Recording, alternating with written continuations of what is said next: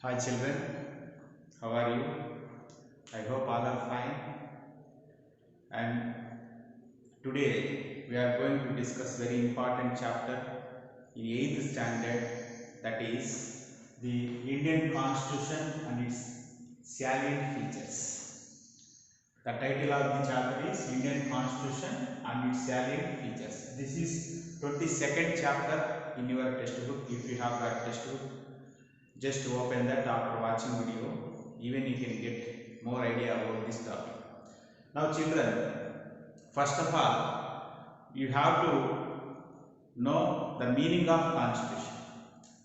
So before going to see the constitution of a country, first of all, you have to understand how a school runs smoothly. So in order to run school smoothly, we need some rules and regulations. We need a machinery. Machinery in the sense, not machines. Machinery in the sense, group of people. So we require one principal, we require teachers, and we require some school people leaders. In that way, even we require some facilities. So whenever the rules are framed, those rules must be implemented. Then the entire administration of school runs very smoothly. So in the same way, even for a country also, we need a set of rules and regulations.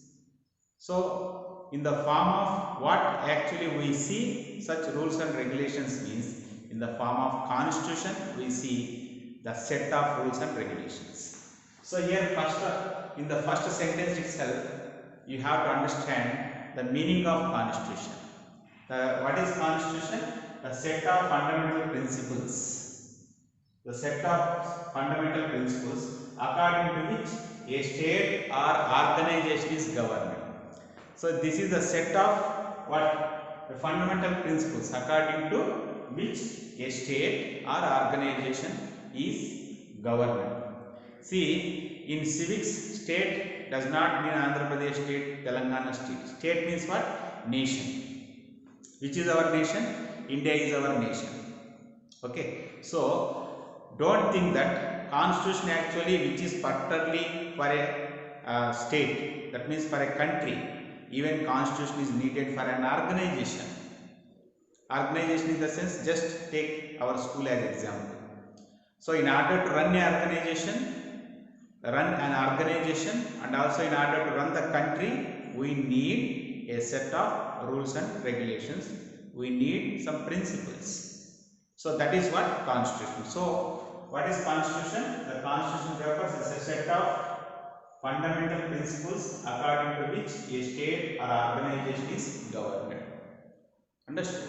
Then, which is fundamental law of a country? Which is considered as a fundamental law of a country? Constitution is considered fundamental law of a country. That means what? Everything should be taken place. Everything should be implemented. Everything should be framed only according to constitution. That's why it is considered fundamental law of a country, and it is the essential document in order to administer the nation or a state. Understand? So which is the essential document? Constitution is the essential document. Constitution is the fundamental law of a country. Then what actually it reflects? It reflects vision and values of that country people.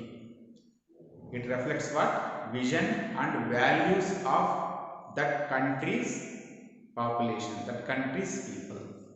See, even before 1947 also, we had constitution. After independence, we framed our own constitution. What was the need to frame our own constitution? Because the constitution which was made by the British did not reflect the vision and values of Indians. So that's why we framed our own constitution after 1947. So that's why the constitution reflects what? The constitution actually reflects vision and values of people. Whose people? The country's people. Then it is based on what? This constitution, the Indian constitution, actually based on political, social, economic character, and also needs and aspirations of people.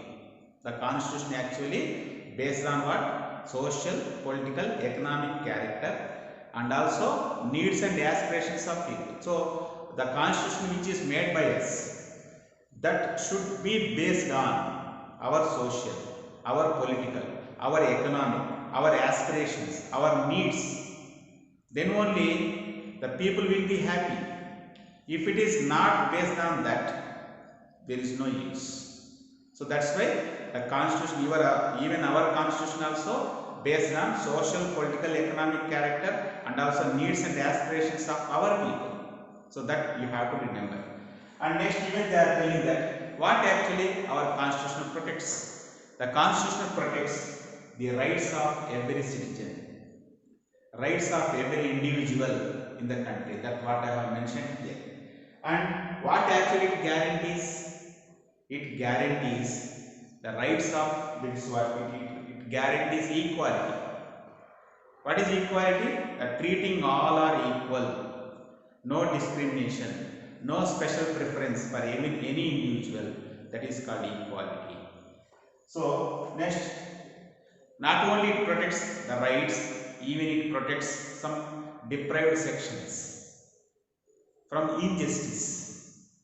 So it not only protects our rights, and even it protects some deprived sections in the society, the weaker sections of the society, from injustice. And the constitution ensures them such provisions for a long period. Whenever such assurance, such security is provided for such sections, the national property or the national wealth of that country will be enjoyed equally. Otherwise, only certain sections will be benefited with the national wealth. So that's why by protecting them from injustice, the national wealth will be distributed equally in the long run. That's why what is the important measure taken by the government? Particularly the first important measurement, that is what the reservation is provided for certain sections. You can see the reservation system is there to protect their rights. So that is one more important. Then what actually constitution promotes? Constitution promotes well-being and progress of all sections.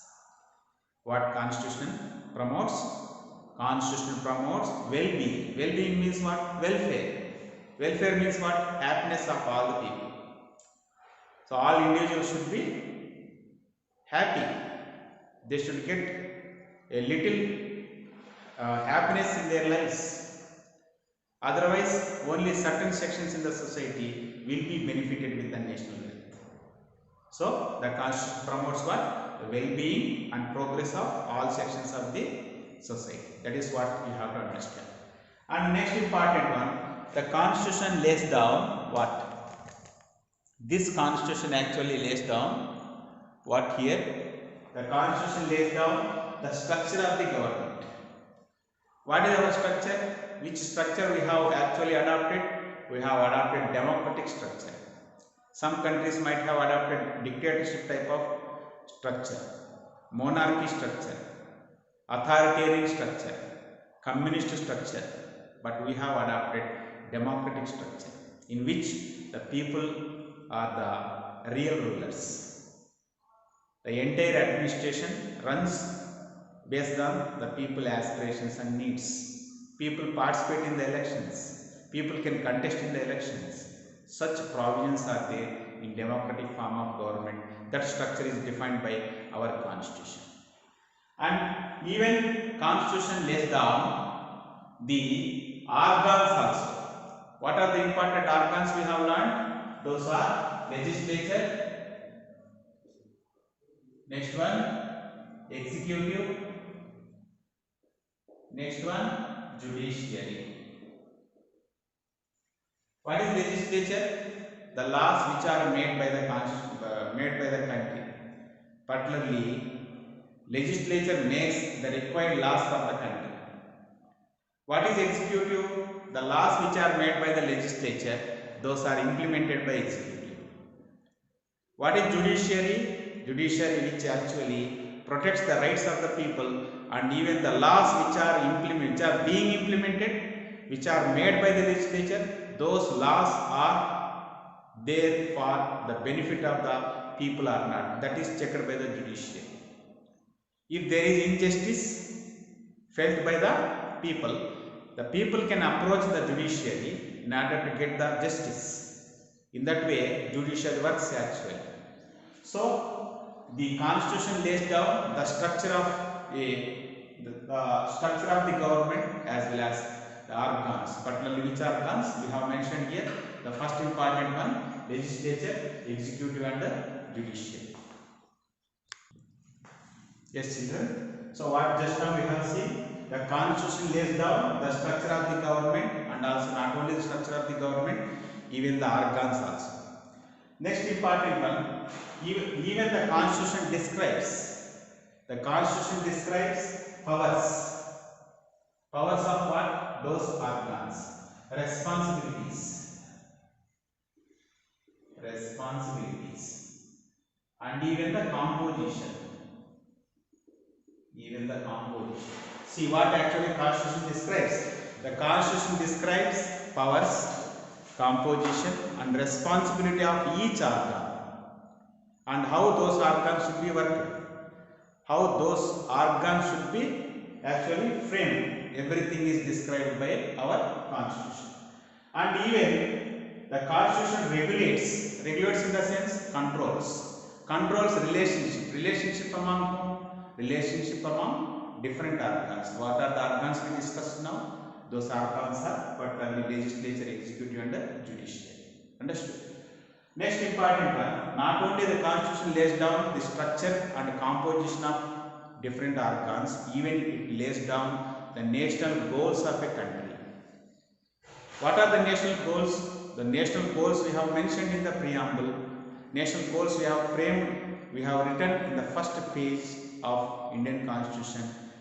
We have set some national goals. What are those? We have set some national goals like our country should be a sovereign nation. Our country must be a secular nation. Our country must be a democratic nation. Our country must be a republic nation. Understood? And even our country must be a socialist nation. In that way, we have the constitution lays down some national goals. Understood? And finally, whatever the law is enacted, whatever the law is made, all those laws are enacted based on constitution only. No law is made against the constitution. So, every law which is enacted in the country, that must be accordance with the constitution. That's what we have to understand. So, in the introduction, what we have learnt, what is constitution and what actually it reflects, what actually it promotes, what actually it protects, and what actually constitution lays down, what actually it regulates. After observing all these, we have to see how it is framed and what are the important features we will find in this. So basically, we have learned how it is framed. Then before independence, before 1947 itself, some arrangements were made in order to frame our constitution. What are those arrangements? The first step was the establishment of the Constituent Assembly in 1946 July. So 1946 July, a Constituent Assembly was framed. Constituent Assembly. So Constituent Assembly was actually framed, was established 1946 July. For what purpose actually Constituent Assembly was actually established? Just in order to write our own constitution, in order to frame our own constitution. 1946 July, elections were held, elections were conducted to frame Constituent Assembly. And this Constituent Assembly actually worked continuously to write our constitution. So in order to frame our own constitution, this Constituent Assembly actually formed different committees. Among those committees, the first important, very important, that is drafting committee is very important. Which committee? Drafting committee. For which, that is Dr. B.R. Ambedkar worked as chairman. Dr. B.R. Ambedkar worked as a chairman for drafting committee. So what is the important duty of drafting committee? The committee actually gets all the important matters which are needed for the framing of constitution from different committees, and it set a rough constitution. So after discussing that rough constitution, the drafting committee actually tried to bring the real constitution. So in that way, different committees worked together to frame our own constitution. The important duty of all these committees, they studied different constitutions of the world and they made our constitution. They brought a real shape to our constitution. That's why after taking the important provisions, important aspects from different constitutions of the world, we have framed our own constitution. That's why our constitution is called a bag of borrowing. What it is called? A bag of borrowing. So why our constitution is called bag of borrowing? Because we have taken some important provisions from other constitutions of the world. Just take, we have taken fundamental duty, particularly fundamental rights from American Constitution. Next, fundamental duties from USSR Constitution. Concurrent list from Irish Constitution. Different amendments from German Constitution. Like that, we have taken some important provisions from other countries. Even the federal system we have taken from Canada Constitution. So that's why our constitution is called bag of borrowing. So some important things you have to remember, I am mentioning here. Those are fundamental rights, from USA, fundamental duties from USSR. Next, federal structure which we have now, that has been taken from Canada. So like this, few I have mentioned here. In that way, after observing those which are good, which can be adapted to our countries, those have been taken and those have been kept in our constitution. That's why our constitution is called bag of borrowing. So because of their continuous effort, nearly 2 years, 11 months and 18 days. So nearly how many? 2 years, 11 months, 18 days. After their continuous effort, the constitution took the original shape and it was adopted by the Constituent Assembly 1949 November 26. Try to understand. This Constituent Assembly approves the Constitution first 1949 November 26. So whenever that Constitution was approved, accepted by the Constituent Assembly on 1949 November 26, this had to be approved by the people. So that was actually kept in front of the people. So this is our constitution, what we have framed for the last 3 years. So people also accepted for that. That's why our constitution came into force from 1950 January 26. So the day from which we have been celebrating the Republic Day. The day from which we have been celebrating Republic Day. So what is the need? What is the need to bring our constitution into force, particularly from January 26? Because that was the early statement made in 1930 itself. So from 1930 January 26 itself, our Indian freedom fighters decided to celebrate Republic Day. That's why even after independence also, we brought our constitution into force from 1950 January 26. So that is the importance of January 26th, and from with that day onwards, India became a republic. So what is republic actually? So republic means a nation which has an elected head. That we have to understand. A nation which has an elected head.